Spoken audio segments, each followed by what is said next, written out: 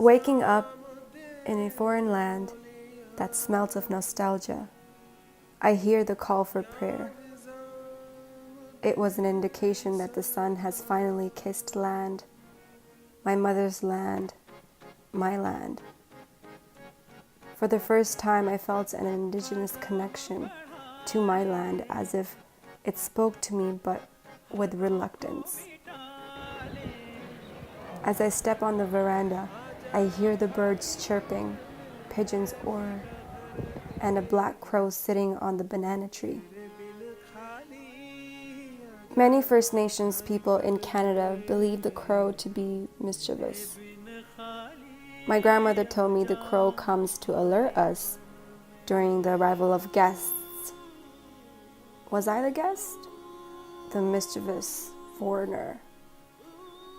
If so, then why do the leaves of the mango tree and the dirt that flies every time I step on the ground smell as if I was here all along, but in a different body? A smaller one with short bangs covering my face and thin little limbs that flew with the sand and danced in the monsoon rain. The tiny hands which would steal my mother's red scarf and put it over her head to match my mother's wedding pictures. One mother separated her child from another mother. The one who gave birth to me took me away from the land that birthed both of us.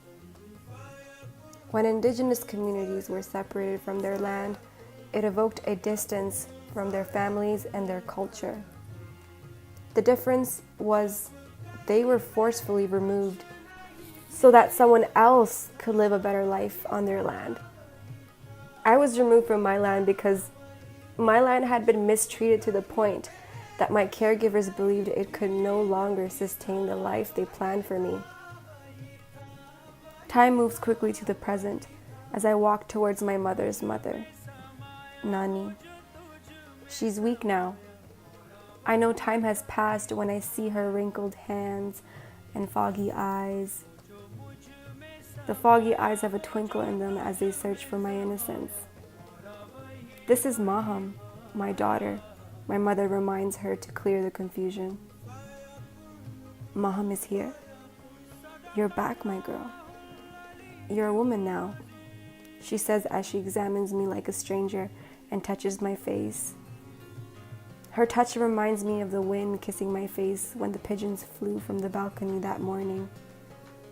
Mother Earth was unsteady and weaker than our last encounter, but still kind and welcoming to my visit. Her touch feels soft but cold. Her feet are stiff but melt like the wax of her candles as I press them in my young hands. As I press her legs and delicate feet, she gently moves my hand away. She feels ashamed because I am a guest. Guests are not supposed to serve. I lost my time to serve her. Tere hath bahut sone hain putter. You have beautiful hands, my child, she says to me in Punjabi. Her mother's tongue. I sense the shame, but I'm stubborn. My mother is on edge, afraid that I would be offended by the rejection.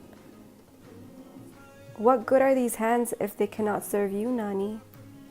They are more beautiful when they hold you, my love, I said as I moved my hands back towards her legs and tucked the bottom of her shalwar from her knees to her feet. I remember her modesty. I had never seen Nani's bare head. I knew how much that meant to her. She wore her shawl with dignity and strength. For the first time, I saw her silver braid crawling down her back and little black baby hair on her forehead. Things are different now. There aren't many trees in Lahore. Much of them have been cut down from the last time I stood on my grandparents' roof. The three of us sit quietly in the room and stare at each other. Nani's eyes search for her daughter as she sits next to her.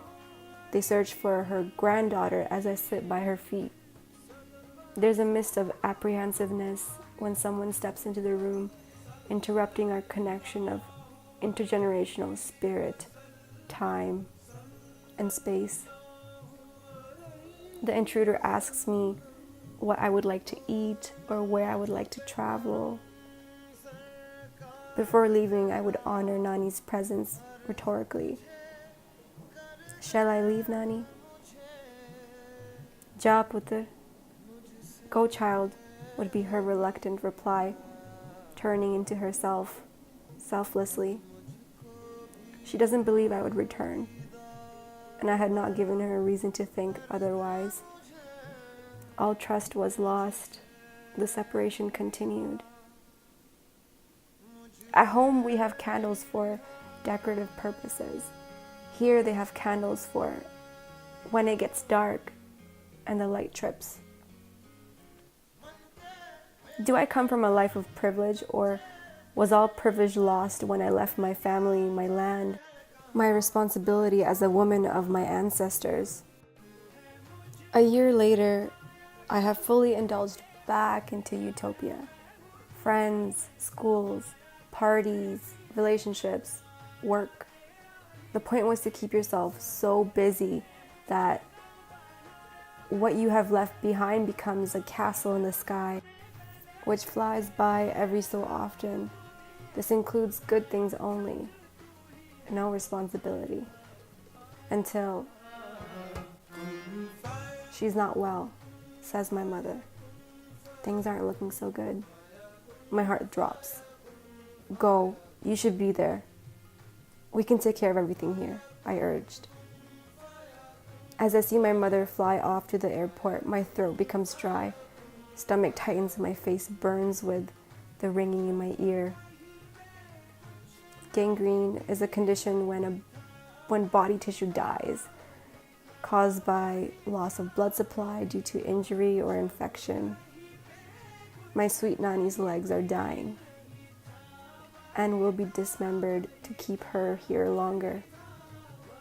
My body is brimming with guilt. What kind of a daughter am I? Not once did she ask me to stay.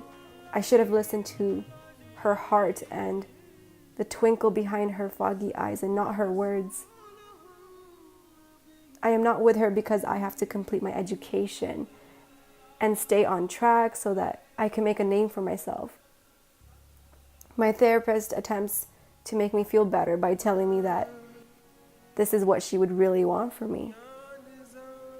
No, she would not. She wants me to be there, but she would never ask me. She would never ask me to come to her because she feels shame and mistrust. She's ashamed of her agony and mistrusts our relationship.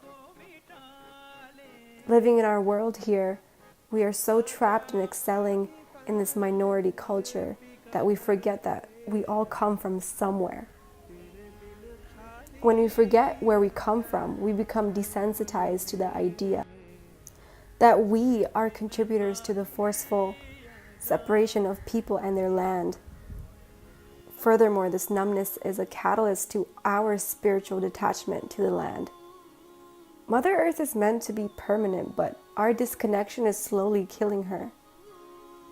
So what is true privilege? For this privileged life, I lost the trust of my elders, the trust of my land. However, I still feel and receive love when I press my Nani's feet or walk through the streets of my country.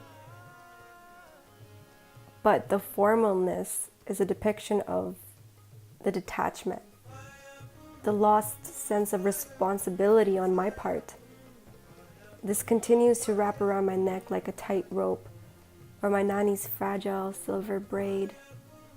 Some days tighter than others, some days looser than others.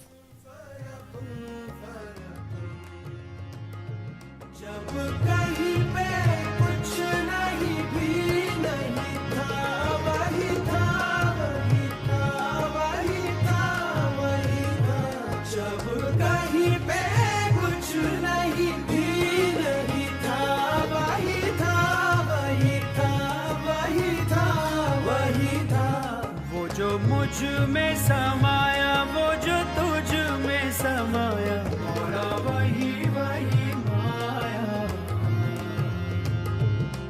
जो मुझ में समाया